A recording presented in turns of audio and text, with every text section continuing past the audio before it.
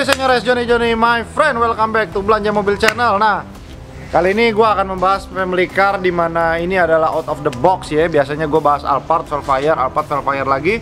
Tapi sebenarnya ini mobil, karena memang dulunya lebih mahal jauh daripada Alphard Velfire, jadi nggak banyak yang punya, John. Nah, tapi sekarang harganya udah murah, udah 300 juta kecil. Nah, kalian bisa dapetin langsung di Belanja Mobil. Mobil apa sih sebenarnya, Johnny, my friend? Ini adalah Nissan Elgrand 3,5 Highway Star. Ini adalah varian tertinggi dari Nissan Elgrand yang masuk ke Jakarta, dan dia itu versi lengkap sekali. Memang sih kalau kita bandingkan dengan Alphard Velfire ya, karena memang pada umumnya orang akan merasa kaya ketika lu punya Alphard Velfire, tapi ketika lo naik Nissan Elgrand, orang akan tahu bahwa lo emang bener-bener pecinta mobil Jepang dan memang yang tahu ngerti speknya memang lebih bagus daripada Alphard sendiri. Kita bahas dulu dari segi mesin, dia 3,5 atau mungkin 3.500 cc V6, dimana tenaganya sih wadah gokil, John. Cuman memang kekurangan dia adalah bensinnya agak sedikit boros ya. Cuman di balik keborosan itu, mari kita lihat juga interiornya. Ganteng, John. Jadi gini, Elgrand sendiri sebenarnya masuk ke Indonesia dari tahun 2008 di generasi pertama itu, yang sekarang mungkin harganya sekitar 150 jutaan. Nah, sekarang ini adalah generasi kedua sebelum facelift, dimana dia keluar dari tahun 2011 sampai 2013. Nah, ini adalah tahun 2013, dimana ini adalah tahun terakhir dari facelift yang pertama. Jadi yang facelift kedua ini ada di sebelah kanan, nanti kita bahas di video yang kedua ya. Ini kita bahas yang ini dulu, fokusin. Nah, kita coba buka dulu dari mulai pantat. Pantatnya sendiri udah electric door. Jadi memang kalau premium family car itu memang minimal harus punya power back door. Kalau nggak ada power back doornya bahaya, John. Nah, yang bikin sedikit berbeda daripada Alphard itu kalau dilipat, itu ngelipatnya ke atas, dan itu manual. Sedangkan ini, John, semuanya serba elektrik. Nah, cuman ini karena nyangkut di depan, jadi nggak bisa. Nanti kita coba ya. Nah, ini bisa nih. Nah, enaknya gitu, John. Nah, oh ini mentok, sorry ya, bentar. Ini kita lihat juga di bagian depan, model headrestnya itu mirip pilot seat, tapi dia tidak bisa adjustable kayak pilot seat, tapi cukup nyaman untuk ditidurin. Nah, ini kita majuin dulu, baru kita balik ke belakang.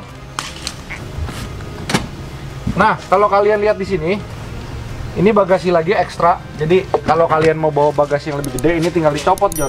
Ini bisa menaruh koper yang gede 2 biji. Ini karena dalam banget nih, Om. Kasih lihat, Om. Iya. Gila ya. Nah, ini yang tidak dimiliki oleh Alphard Velfire adalah ground clearance bagasi yang lebih dalam daripada biasanya. Jadi ketika lu mau bawa barang yang dimensinya lebih besar, kalian lebih aman pakai ini. Nah, namun perlu gue tekankan lagi, walaupun lu ingin membeli mobil dan gue review mobil ini, perlu ditekankan bahwa sebenarnya Nissan Elgrand ini karena barangnya yang sedikit dan memang semua spare partnya itu masih asli Jepang, harga spare partnya lebih mahal dibandingkan Alphard Velfire.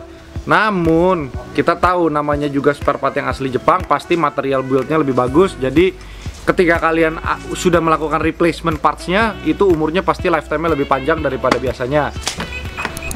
Nah, suaranya pun juga lebih unik daripada Alphard Velfire yang biasanya titit-titit, ini tit-nit-nit-nit. Nah ya, jadi garnish lampunya juga sendiri membuat sedikit lebih mewah, cuman dia yang kurang kayaknya mungkin ini roof spoilernya lebih pendek daripada Alphard ya.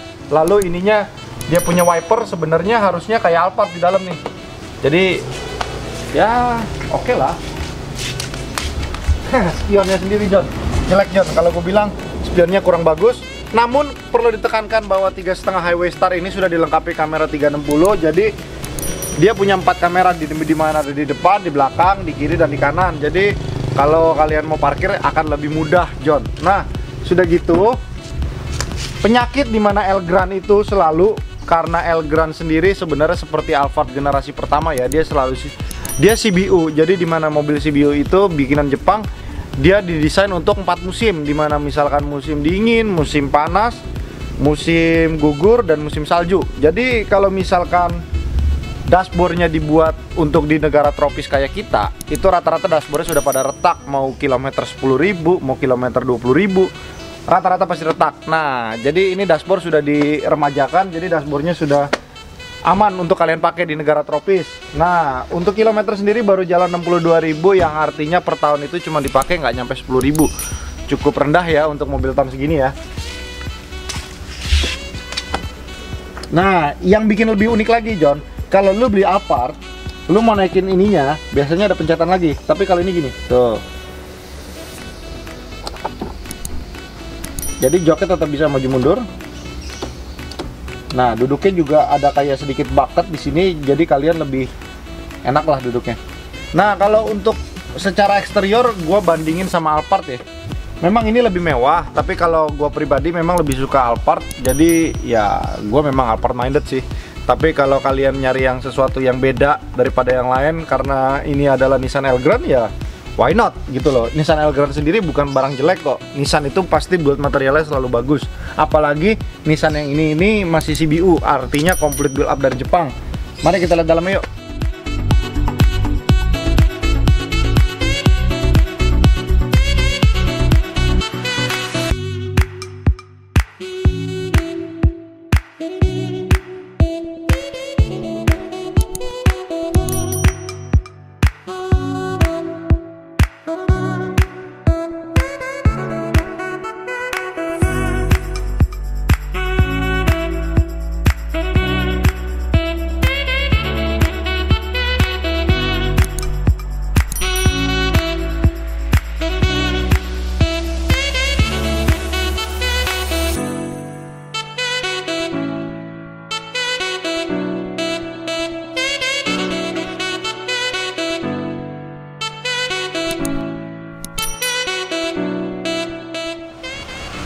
Nah John, lo denger gak John suara mesinnya John? 6 silinder ini kalau dilihat suaranya memang lebih halus daripada yang 4 silinder. Jadi so far top. Jadi suaranya cukup kedap. Nah, kalau memang orang Indonesia itu suka banget sama yang namanya sunroof, makanya Pajero Dakar walaupun pantatnya seperti itu, orang tetap lebih memilih Pajero Dakar dibandingkan Fortuner VRZ. Begitu juga dengan Elgrand. Kalau kalian lihat Alphard itu cuman ada 2 sunroof, namun sunroof depannya masih manual. Even yang paling baru pun yang tahun 2021 pun ininya masih cuma bisa dibuka naik ke atas. Tapi Elgrand beda John. Nah, elektrik kan John, walaupun bukannya sedikit.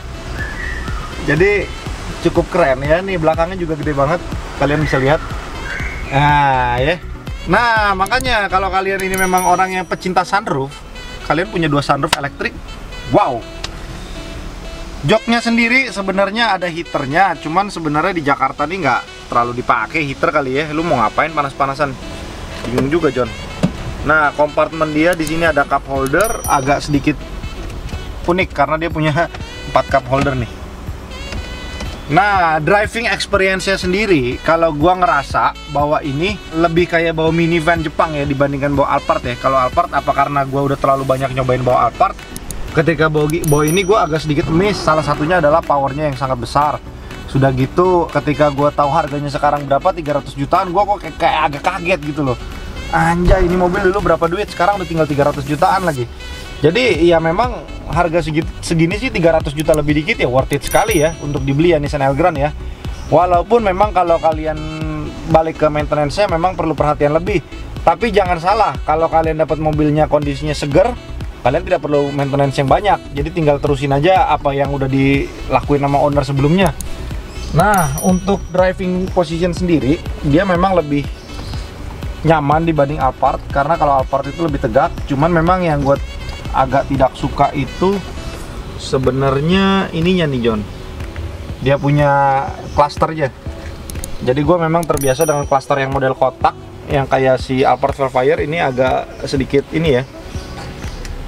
Nah, climate-nya sendiri udah digital, terus dia punya audio di sini, di sini. Nah, yang bikin susah adalah ketika kalian itu mau ganti head unit, jadi agak sulit ya nyarinya ya, karena dia ada ininya di sini, kalian harus ganti di sini.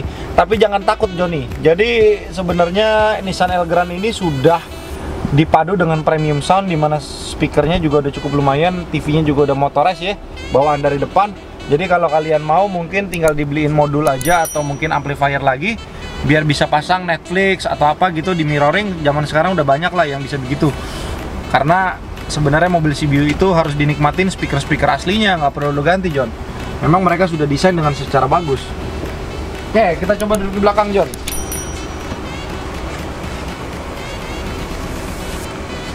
Sekilas kalau lu lihat build quality material kulitnya, ini kulitnya tebal banget dan memang ada aura kulit jeruknya, dimana Biasanya ya kalau Alphard itu, kalau yang CBU itu rata-rata dia Alcantara suede, kalau ini kulit.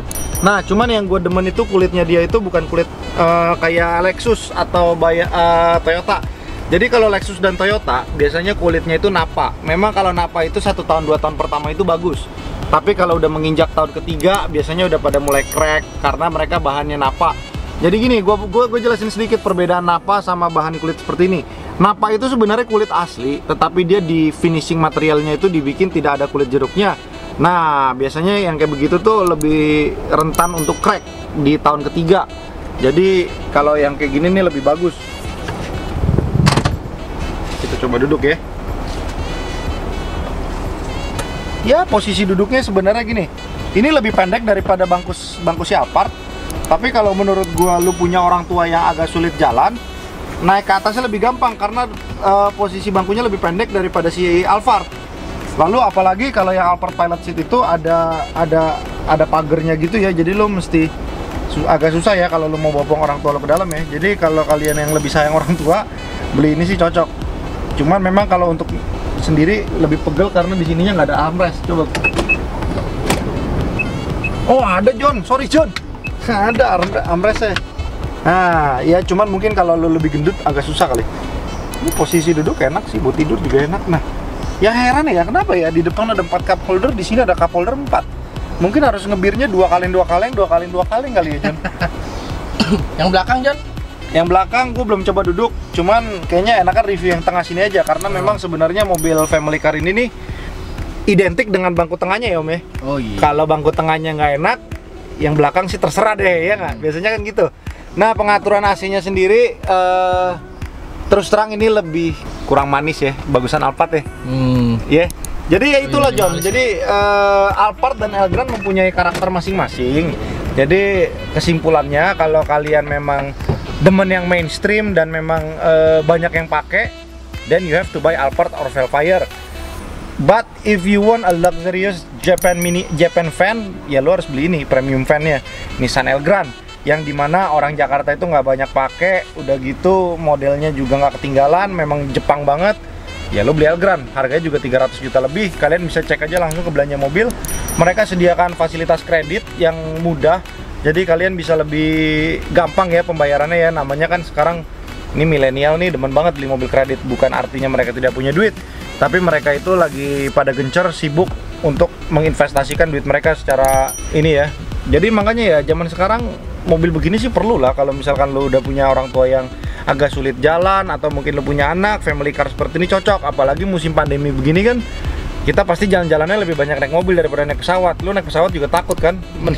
Iya, mendingan naik mobil John. Oke, sekian dari review ini dan terima kasih sudah menonton. Thanks for watching. Bye-bye. Jangan lupa di subscribe Belanja Mobil dan juga follow Instagram Belanja Mobil. Thank you. Bye-bye.